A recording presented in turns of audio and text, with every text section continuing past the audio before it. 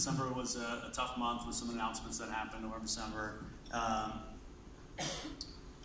What made you decide to make such proactive decisions? When did you guys start thinking about this? Well, I think we have been on a journey looking ever since kind of the 2015 timeframe of how the auto industry is changing. And back at that point in time, we really talked about two different things. One, that the industry was changing more, and at the time I said more in the last 5 years, or more in the next 5 years than it has in the last 50. And I actually think that pace has only accelerated with each year. And then also stepping back and looking at the discipline we've brought to the business to make sure that everywhere we're making an investment is really going to generate the right return. Because having been at General Motors for 38 years, I feel a huge obligation to make sure that General Motors isn't just successful for a few years, but I want it to be successful for many, many decades. And so when we looked at how things were transitioning and then some specific things within GM, we knew it was time to make some of the next steps in the transformation of the company. And we also looked and said the best time to do it is when the economy is strong, because that provides the best opportunity for our employees across the globe. And specifically what motivated us is we saw the customer shifting from sedans to crossovers, SUVs, and trucks. We knew we were expanding at those plants, and that provided an opportunity for people who would, where we were not making production and really getting to the point where we were lower than 30% capacity utilization. We knew we need to make that change, and we timed it because we thought it provided the best opportunity for our employees. Mark Royce has been all over the news the last couple of days talking about General Motors just isn't investing in things that aren't profitable anymore. You've taken a little bit of heat about retreating from some markets, both in Europe and in Asia. Talk a little bit about that and how it plays into kind of the overall plan as well. Well, when you look at General Motors, I think there was a point in time where General Motors was growing and we were successful in many markets. And then we kind of felt there was a need to be everywhere for everything for everyone all the time. And it's simply, we weren't able to do that successfully with our brands in as many countries we were in. And so we stepped back, and this was even before I took the lead, but started to look and say, where do we have franchises that we can that are strong and we want to reinvest in? Where do we have franchises that we can make strong? And where are places in the business that, whether it's a history of not being successful, not building the right relationship with the customer, not having the right product portfolio, that it's not the best place for to deploy our capital. And that's the process that we started, which you saw. We made that decision in Europe. We actually had been committed to changing that business, and we were growing share, but we were still, I'd say, subscale for what was necessary when we saw the transformation that's occurring in Europe. And in Europe, we felt we really created a win-win-win. It was right for the employees of Opel Vauxhall, it was right for PSA, and General Motors continues to participate with our ownership piece in that. So when we do these things, we're really looking for what are the solutions to create a sustainable business, but also recognizing with limited capital, we have to make sure we're prioritizing our investments on the most important things to generate value and to sustain the company. So you guys made this announcement about discontinuing some vehicles, the effects it was going to have on some of your manufacturing footprint. Were you surprised by the amount of pushback that you received? By the passion that was surrounding some of these conversations? And do you think there was a different way we could have maybe attacked this process? I think anytime, actually, my dad was a die maker for 39 years, and so he worked at Pontiac Motor Division. That's where I started my career. When I got my first full-time job, it was at the Fiero assembly plant, and a couple of years later, we found ourselves, and that plant was being closed. So I remember being as a maintenance supervisor, understanding what those people were going through, and that was a plant, that was the community in which I lived and worked. So, a year later, I'd see team members that were friends of mine from the plant at Myers, and we'd talk about it. So I understand what that means and what it can do to a community, and that's why, as difficult as it is, and I understand the emotion, because one, somebody's life is changing, and two, it's having an impact on the community. I think what wasn't well communicated, and not because we didn't have a great communications team doing it, but it was hard to break through and for people to understand. For the 2,800 people impacted, we had 2,700 jobs in the United States, and that's of a population where 1,200 were retirement eligible. I'm really happy to report that right now we've already had 1,500 volunteer for new positions, 700 are already on their way. And in Canada, again, working with the local government, working with local community colleges and local businesses, we have about 5,000 job opportunities for the less than 1,500 people impacted. So we've really tried to do a difficult step, a step that we had to do for the long-term success of General Motors, and preserving the 100,000 jobs we have in North America alone, not to mention the 200,000 jobs we're responsible for, providing across the globe. But doing that in a way where we were really providing the best opportunity we could for the employees impacted, and we continue to work with the local communities. So I get the emotion, because when, it's one thing to say we're doing this to strengthen the company for 100,000, but when you're part of that 25, it's hard. Or they're in your district.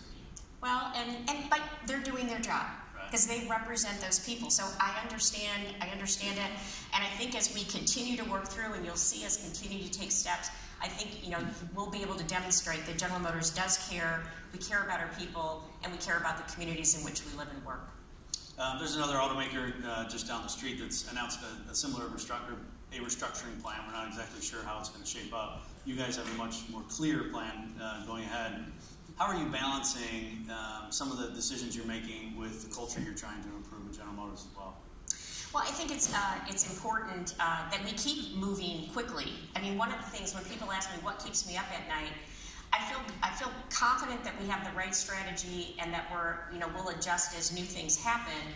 But executing the strategy at the speed you need to in today's world, because there's startups, there's non-traditional OEMs that want a piece of this really exciting marketplace. Because Roger, I agree with you, sometimes it can be a tough market, but it's an exciting market, and there's a lot of people wanting to get in and be a part of it.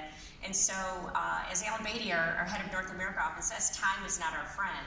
And so I think, once we saw that we had some changes we could make, we were well positioned to do that. Our goal is to get it done as quickly as possible and keep moving forward, because there's so much opportunity in this transformation, but we're not entitled to any of it. Roger mentioned Wall Street a little bit. You guys had a big investor day last Friday. Saw investors again today. Are we making progress? I think for both the sell-side analysts and the investors that are in GM, we get a lot of really positive feedback that we're working on the right things, we're investing in the future. I think right now what's an industry issue is this concern about the cycle. And one of the key things General Motors has to do is demonstrate that we can outperform during the cycle. That's what we're intent on doing. I don't wish doesn't make a lot of sense. Yeah, I don't wish a negative cycle on us, but frankly, I think if we can, our prediction as well as several others, that it's going to be a low 17 market this year in the United States. That's a good market. That's a lot of vehicles. So I was talking about that plateau we were going to have this year at 17.3. Yeah, a 17 plateau is pretty good. But we understand we are in a cyclical business, and there will become a time where there'll be a downturn, and we've got to make sure we can demonstrate that not only will we persevere through that downturn, but that we'll outperform and be able to invest in our product portfolio, because that's our lifeline, our lifeblood. So we feel your frustration, just for the record. Let's shift a little bit and talk about Cruise. People talk a lot in Detroit about what a strong team you have, and a product czar like Mark Royce, and a real financial guy like Dan Ammon. You made the decision to send him out to Cruise, and I'd just love to hear what the thought was that went into that. Well, Dan is passionate about autonomous vehicles, and from when we first acquired Cruise Automation, Dan was the closest contact, along with Doug Parks, and the two of them together have really work closely. So as we look, and General Motors is very committed to autonomous vehicles, as we look at the opportunity in front of us, we thought now was the time to really make sure we've got the right leadership working with Kyle Vogt and Daniel Kahn and the work they're doing from a technology perspective, making sure we're not distracting that with the resources we need from a commercialization perspective. So I hope people see that Dan moving out there full time to be the CEO of Cruise. First of all, he's passionate about it. He's a brilliant business person, but it also shows General Motors' commitment that we want to lead in autonomous technology, lead in the safe deployment of autonomous technology, and that's what we're committed to do. So you can imagine people could think that maybe he's out there to help with an IPO? There's been a lot of question about that. We are unique in the way we're approaching autonomous vehicles because we have all the pieces under one roof. So we never are getting into these conversations of who owns what IP or whose rights are this or how's it going to play. We have everybody working full speed on getting the technology because that's the gating factor to unlocking this $1 trillion market opportunity. And what we've said to our shareholders, to other shareholders is, we're going to keep everything together because right now that makes the most sense to get that speed and get the technology developed. As we go forward, we're not going to look for a quick pop. We're going to look for what and my job as being responsible for CEO of the company, how can we really maximize long-term shareholder value? So there'll be a lot that happens. I think no one can predict exactly how autonomous vehicles will roll out within different countries, with cities, as it gets to suburban areas, et cetera. We want to get the technology, lead in the deployment, and then we'll look for how do we best maximize long-term value for the shareholder. So we'll get into EVs here in a minute, but stay on the AVs for a bit. I think the other half of the IPO conversation is you wouldn't want to commoditize the technology either. How does this play out with Cruise and General Motors, over the next 5 years? Roger was talking about, geolocation and geotargeting. Is that what you guys are leaning towards? We think when we first deploy, it'll be exactly what Roger described. Geofenced, a dense urban environment, geofenced, because the vehicle, and making sure that we can demonstrate from a safety perspective that the vehicle is safer than a human driver. But that's really just the beginning, because as we then look and the vehicle becomes capable of more geographical areas, snow, other challenges, we'll continue to grow and develop. And then I think down the road, there's even this opportunity for personal autonomous vehicles. Again, there's a lot to play out. The technology is key to unlocking all of it. Sure. We actually heard Jim Farley talking about having to take the keys away from his father when he was talking about some of the benefits of AVs and what a difference this could make in the lives of people in our families. Absolutely. So BEV3, full Cadillac, premium end. We started this journey on a Chevrolet, an electric vehicle. Where was the pivot? When did it happen? And how long has this strategy been cooking? Well, I think as we looked, especially as we are, and you've heard Mark talk about it, and we are very committed to rebuilding Cadillac. Cadillac in China is doing exceptionally well. Not only the growth that it has is outpacing the industry, it's outpacing the luxury portion of the segment. We know that's in a market that hasn't experienced the past. We are committed to making Cadillac be what everyone knows Cadillac is and should be.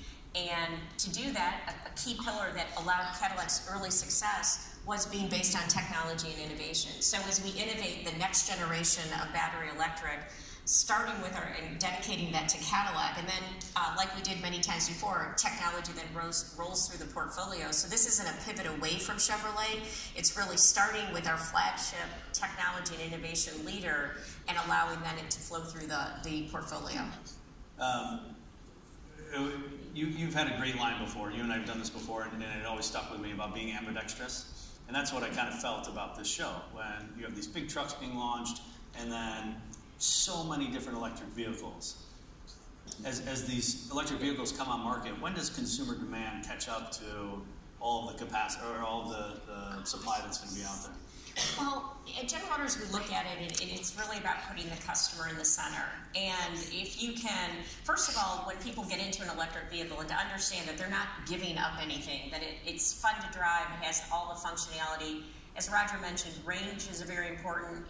We think with the Bolt EV, we've solved the range, and we have more coming there. And really, through all the consumer research we've done, it appears 300 miles is about the sweet spot there.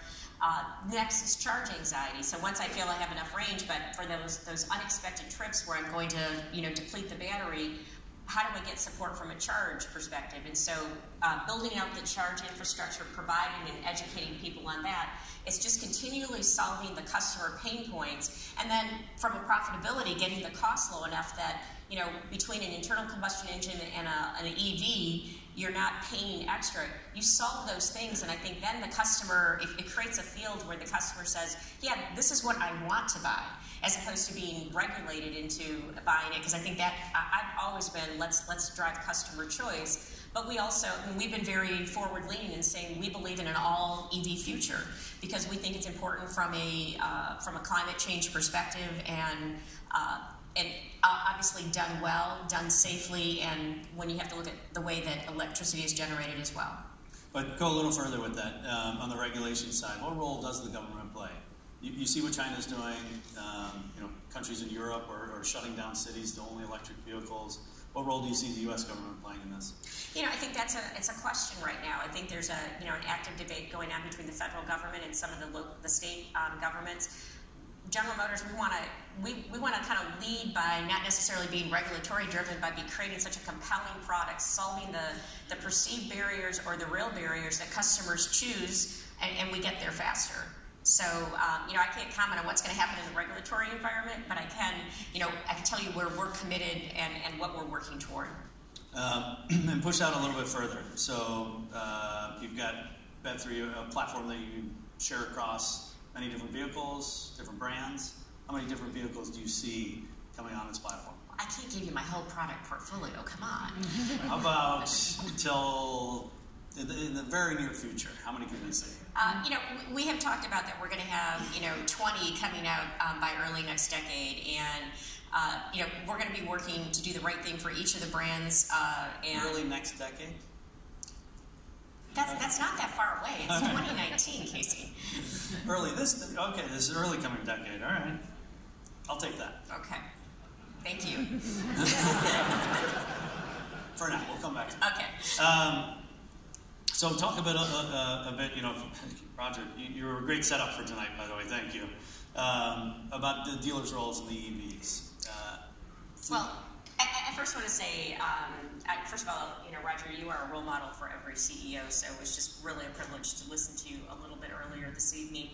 But I agree with you. I mean, the minute we have to get out a franchise dealer agreement, we're not where we need to be. I believe dealers are going to be incredibly important as we move forward, not only for electric vehicles, but for autonomous vehicles. When you look at how much technology is on our vehicles, and I even feel like vehicles we put on the road today, it's like peeling an onion back of the technology that's on those vehicles. So the partnership that we have with our dealers to be able to support the customer and provide that relationship, because every interaction does matter, I think that's the kind of partnership we want to have, and we recognize it, and that's what we're working to build strong relationships. But I think there's a huge opportunity in EV and AV as we move forward, but we need to make sure that we move together and look and say, okay, how do we both move together, we both win, because that's the way we're going to really, I think, win in the marketplace. So couldn't agree more and be more committed. And how much did we learn by selling Bolt and understanding the consumer process and the education needed when we start thinking about the Cadillac on a totally new platform, on a car that nobody's, it's going to be completely different to the consumer. Well, we've learned so much already, because even with the first generation Chevrolet Volt and the second generation, and now with the Bolt EV, those are some of our most satisfied customers. And so that tells me there's still, learning that has to occur for people to understand the value proposition of electric, understand range, understand charge. So, I think we've gotten tremendous learning from the Volt and the Bolt EV. We'll continue to get that learning as we go between now and when we, achieve our next generation. But that learning has been important, and not just the customer learning, but also the ability to understand the scale dynamics, to take cost out. I'm very proud of the fact that we have sold over 200,000 electrified vehicles, and we've yet to replace the battery pack. I think that speaks to the quality and the work that General Motors' technical team has done to really make sure we have a robust system. Speaking of systems and battery packs, you talked about Dan's passion. Mark already had a lot on his plate. Global head of engineering, purchasing, Cadillac, and now he's the president of the company. Why was it so important to consolidate all of that under Mark right now? I don't think it's clearly Mark has incredible leadership capability. We were talking earlier, and my predecessor said, and I totally agree, that Mark is really the soul of General Motors. He is so passionate, and it can be a heavy-duty truck to a Corvette to a Chevrolet Spark. He is passionate about each and every one of those vehicles and the technology that's in them, the fit, the finish, the design elements. He has tremendous capability. But let's not forget, he has a wonderful team that has been built below him. He's got an incredibly capable design team, product development team, purchasing team, very strong leadership in Cadillac with Steve Carlisle. And so, I think having Mark have the ability to directly lead those areas, it really allows us to leverage his passion and his talent and his incredible technical capability. Not that we think anything's going to happen, but the typical tenure of a global CEO such as yourself is around 5 years, 6 years. So people have to start looking at succession after 4 or 5 years, just as part of the conversation. Does this put Mark in a succession lineup? Mark has been a senior leader and a top executive of the company for many, many years, and very capable. I'm not really planning on going anywhere yet. You got that in common with Roger too, so. And but obviously that's a board decision, not mine. But Mark is an incredibly capable leader, and as long as one of the most important things you do as a CEO is develop not one specific plan for succession, but a multiple plan, because then life happens. And so that's part of the job, and it's not just for the CEO, but it's for everyone who sits at the leadership table and the layer below that. And we work very hard at that. We dedicate as a leadership team, and we dedicate time with our board every year and monthly with our leadership team to make sure we have the succession across all the regions, countries, functions of General Motors. Massive. A lot of news this week about the Ford-Volkswagen alliance, and sharing a little more closely Europe, trucks and vans. You guys have a pretty strong partnership with Honda on the fuel cell side. Are you guys open to partnering more? Do you see any of that happening in the future, near future? Well, I think Honda is more than fuel cells. If you look at Honda's fuel cells, we're now partnered from an AV perspective and an EV perspective with battery cells. So we do, and to me, when I look at partnerships, it's really about, do the two companies have the same values? Are they going to operate with integrity? Because there's so many, especially if you get into new areas of technology, there are going to be learnings. There's going to be twists and turns, and you've got to be able to approach those from a win-win perspective. If every single time there's a change in what the vision was, 2, 3, 4, 5 years ago, that it becomes a negotiation for win-lose as opposed to win-win, it's going to be exhausting. And all that savings you got from the synergies, from the saved engineering, from the capital efficiency can quickly get eaten away by the frictional losses. And so that's what we look. I think we've established that and demonstrated that with Honda. And of course, we're open to look for other opportunities where we can have that type of synergy, have that type of relationship, and be more efficient with both capital and engineering development. And we'll continue to look for those. Specifically, any gaps that you had in mind? Anything you could think of on the segment side, on the dealer side, that you'd say this would be a really nice fit for General Motors? I think a good example is what we've done with batteries with Honda. When you look at once you and recognize the capability of what we've already done from an EV perspective. Once you have quality, durability, reliability, it's not a customer differentiator. And I think those are opportunities where if you continue to add scale, it just gets that cost curve down more quickly. So that's an example. That's an example. She's very good at this. We had Jim Lenz up on stage yesterday, and he was talking about Toyota's vision of fuel cells. And they really believe that the end all will be that EVs will be a stopgap to fuel cells. You guys have to constantly be concentrating on your deployment of capital. How are you deciding right now? We obviously know what we're doing with Cadillac now, but when it comes to other propulsion systems and powertrains, how are you guys talking about that?